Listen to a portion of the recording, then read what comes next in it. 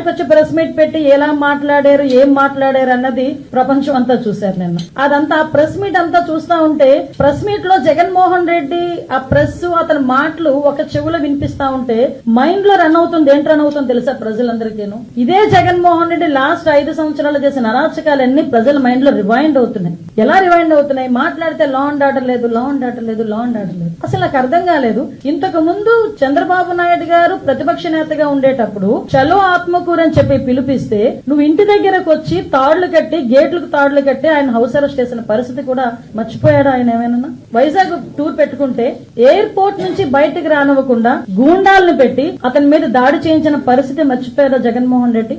Law and order గురించి మాట్లాడుతున్నాడు ఆయన. ఇప్పుడు ఆయన ఎక్స్ సీఎం గా చంద్రబాబు నాయుడు గారు ఉన్నప్పుడు ఆయన చేసిన అరాచకాల్లో ఏదో మచ్చుకు కొన్ని చెప్తున్నా.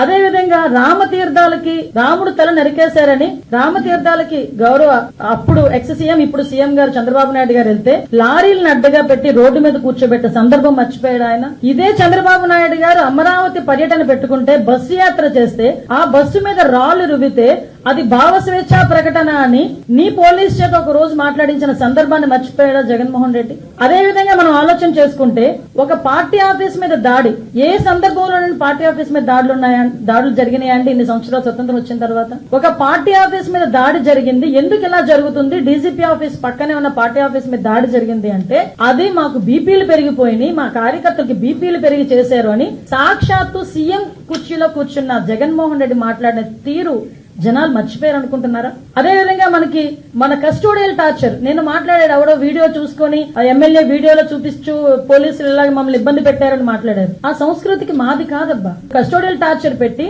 ముసుగులు వేసుకుని కొడుతూ వీడియో కాల్లో చూసి ఆనందపడిన సందర్భాలు మీరు మర్చిపోయారేమో గానీ ప్రజలు ఇంకా మర్చిపోలేం. మేము ఎలాగో మర్చిపోలేం, ప్రజలు కూడా మర్చిపోలేం. లోకేష్ గారి మీద కేవలం ప్రశ్నించినందుకు 23 కేసులు పెట్టిన పరిస్థితి మర్చిపోయారు. మరి ఈ రోజు నువ్వు వచ్చి లా అండ్ ఆర్డర్ గురించి మాట్లాడతావు, చంద్రబాబు నాయుడు గారి గురించి మాట్లాడతావు, పవన్ కళ్యాణ్ గారి గురించి మాట్లాడతావు. పవన్ కళ్యాణ్ అక్కడ సీఎం మీద కేసులున్నాయి, డిప్యూటీ సీఎం మీద కేసులున్నాయి. సీఎం ఇప్పుడున్న సీఎం గారిని రోడ్డు మీద నిలబెట్టావు, డిప్యూటీ సీఎం గారిని రోడ్డు మీద పడుకోబెట్టావు. ఇప్పుడున్న స్పీకర్ గారి మీద కేసులున్నాయి, డిప్యూటీ స్పీకర్ గారికి కస్టోడియల్ టార్చర్స్ ఉన్నాయి, హోమ్ మినిస్టర్ నా మీద 23 కేసులున్నాయి. అలాంటిది చూసుకుంటే మొత్తం అందరు మినిస్టర్స్ మీద అందరు ఎమ్మెల్యేస్ మీద సుమారు 90% ఎమ్మెల్యేస్ మీద కేసులున్నాయి. అదో హత్యల కేసులో, కబ్జాల కేసులో, దొంగతనాల కేసులు, ఆ కేసులు ఈ కేసులు కాదండి. కేవలం ప్రశ్నించినందుకు మా మీద పెట్టిన కేసులు ఇవన్నీ. నువ్వు ఈ రోజు వచ్చి మాట్లాడుతున్నావు.